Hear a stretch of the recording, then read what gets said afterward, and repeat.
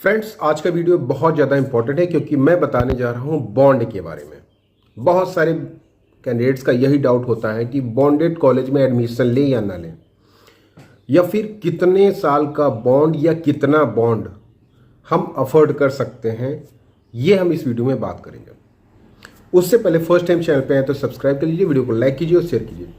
Friends, जब आप किसी भी कॉलेज में एडमिशन लेते हैं तो सबसे पहली प्रायोरिटी आपकी होती है, क्या यूजी के बाद उस कॉलेज में बॉन्ड है या नहीं है। दूसरी प्रायोरिटी होती है कि क्या हमें कोई रिजर्वेशन मिलेगा पीजी के लिए कि नहीं। दो ही मेन प्रायोरिटीज होती हैं कैंडिडेट्स की जब वो यूजी प्रेफर करते हैं कॉलेजेस को, चाहे वो ऑल इंडिया कोटा से प्रेफर कर रहे हो, अदर स्टेट के कॉलेजेस, या फिर एम्स, या फिर अपने स्टेट का कॉलेज। तो बेसिकली बॉन्ड होना कोई बुरी बात नहीं है, बॉन्ड से आपका ही प्रैक्टिस होता है। तो कहने का सीधा सीधा मतलब ये है कि ये आप पे डिपेंड करता है कि आपका प्लान क्या है। लास्ट ईयर बहुत सारे बच्चे थे मेरे कंसल्टेशन में जिनको प्लैब और यूएसएमएलई फॉरेन लाइसेंसिंग का एग्ज़ाम देना था, तो उन्होंने नॉन बॉन्डेड कॉलेज चूज़ करना प्रेफर किया। कुछ बच्चे थे जिन्होंने एम्स को प्रेफर किया, कुछ बच्चे थे जिन्होंने नॉन बॉन्डेड कॉलेजेस उस ईयर के, मीन्स पिछले साल उड़ीसा में भी बॉन्ड नहीं था, बिहार में भी बॉन्ड नहीं था, वेस्ट बंगाल में भी बॉन्ड नहीं था। इस बार तो कुछ स्टेट में बॉन्ड रूल चेंज हुए हैं।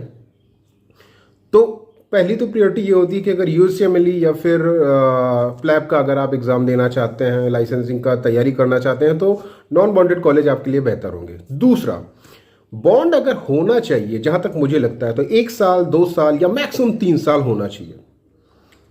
ठीक है। अब हरियाणा के केस में 7 साल का बॉन्ड किसी भी एंगल से मीन्स ठीक नहीं लगता है। अब यहाँ पर क्या है कि या तो आपकी मजबूरी है, यहाँ पे अगर आपकी फाइनेंशियल कंडीशन अच्छी है कि आप 40 लाख रुपीस अफोर्ड कर सकते हैं, तो आप बॉन्ड तोड़ दीजिए, 7 साल का बॉन्ड नहीं सर्व करिए। लेकिन अगर आपको कॉलेज अच्छा चाहिए और आप ये सोचते हैं कि ठीक है हम नॉन बॉन्डेड कॉलेज चाहते हैं, तो फिर आप अदर स्टेट के नॉन बॉन्डेड कॉलेजेस को चूज कर सकते हैं।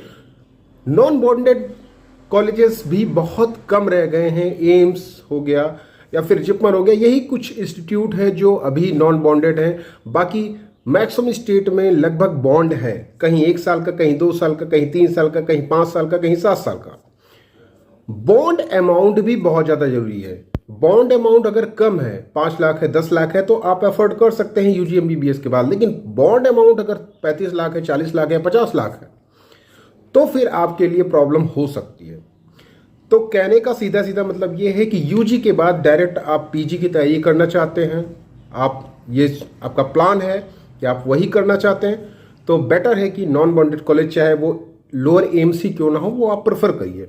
ठीक है, क्योंकि एमबीबीएस होता क्या है, सेम पढ़ाई हर इंस्टीट्यूट में होती है और विदाउट पीजी आपका जो डॉक्टर की डिग्री है वो उतना मैटर नहीं करती है। तो एमबीबीएस तो कहीं से भी आप कर ले, लेकिन पीजी जो करना है होता है वो ज़्यादा मैटर करता है। तो पीजी का गोल बनाइए। ठीक है, नॉन बॉन्डेड कॉलेजेस को प्रेफर कीजिए। अगर बॉन्ड वाला भी मिलता है तो बॉन्ड अमाउंट देखिए कितना है, सर्विंग ईयर्स देखिए कितने हैं, 1 साल है, 2 साल है, मैक्सिमम आप अफोर्ड कितना कर सकते हैं। वैसे मेरे ख्याल से जो बॉन्ड होना चाहिए सर्विंग ईयर वो 1 या 2 साल होना चाहिए मैक्सिमम। लेकिन यहाँ पे बहुत सारे स्टेट है जहाँ पे 5-5 साल 7-7 साल का है, तो वो थोड़ा सा फिजिबल नहीं रहता है। फिर यहाँ पे अगर आपकी फाइनेंशियल कंडीशन अच्छी है तब तो ठीक है, आप ठीक है, आपने 4.5 साल का 1 साल का इंटर्नशिप किया और उसके बाद आपने डायरेक्ट पीजी के लिए अप्लाई कर दिया, आपका पीजी हो गया, आपने 40 लाख रुपए का या जो भी बॉन्ड अमाउंट है उसको भर के अपना कर लिया पीजी। लाइक यूपी में भी 10 लाख का बॉन्ड है, 2 साल का है, तो 2 साल अगर आप सर्व करना चाहते हैं तो सर्व कर सकते हैं, ऐसा कोई 2 साल में प्रॉब्लम नहीं होती है। लेकिन 2 साल को भी अगर आप अवॉइड करना चाहते हैं तो बॉन्ड अमाउंट उतना ज़्यादा नहीं है कि आप उसको अफोर्ड ना कर सकें। तो कहने का सीधा सीधा मतलब ये है कि अगर आप नॉन बॉन्डेड में जाना चाहते हैं तो नॉन बॉन्डेड के कॉलेजेस के ऑप्शंस बहुत कम हैं। बहुत कम ही ऐसे स्टेट अब रह गए हैं जहाँ पे नॉन बॉन्डेड कॉलेज आपको मिले।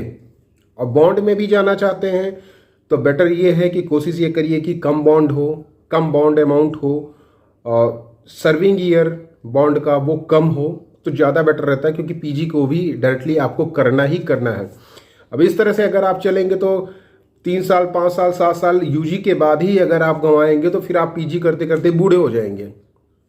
तो कहने का सीधा सीधा मतलब ये है कि अगर आप ऐसे स्टेट से बिलोंग करते हैं जहां पर बॉन्ड बहुत ज़्यादा है, अमाउंट ज़्यादा है, बॉन्ड का सर्विंग ईयर ज़्यादा है और आप बॉन्ड अमाउंट पे नहीं कर सकते हैं यूजी एमबीबीएस के बाद, तो बेटर यही है कि 7 साल बर्बाद करने के बजाय आप किसी अदर स्टेट में जो नॉन बॉन्डेड या फिर कम बॉन्ड है या फिर कम बॉन्ड अमाउंट वाला है वहाँ पे आप प्रेफर कीजिए, वो ज़्यादा बेटर रहता है।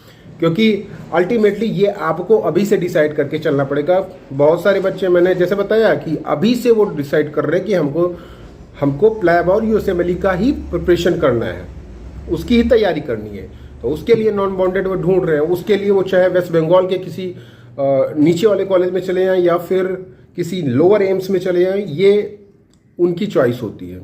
तो अल्टीमेट जो गोल होता है वो मैटर करता है। आपका अल्टीमेट गोल के हिसाब से ही आपको बॉन्डेड या नॉन बॉन्डेड या कम बॉन्ड या फिर बॉन्ड अमाउंट चूज करना होगा, ये आपकी मर्जी है।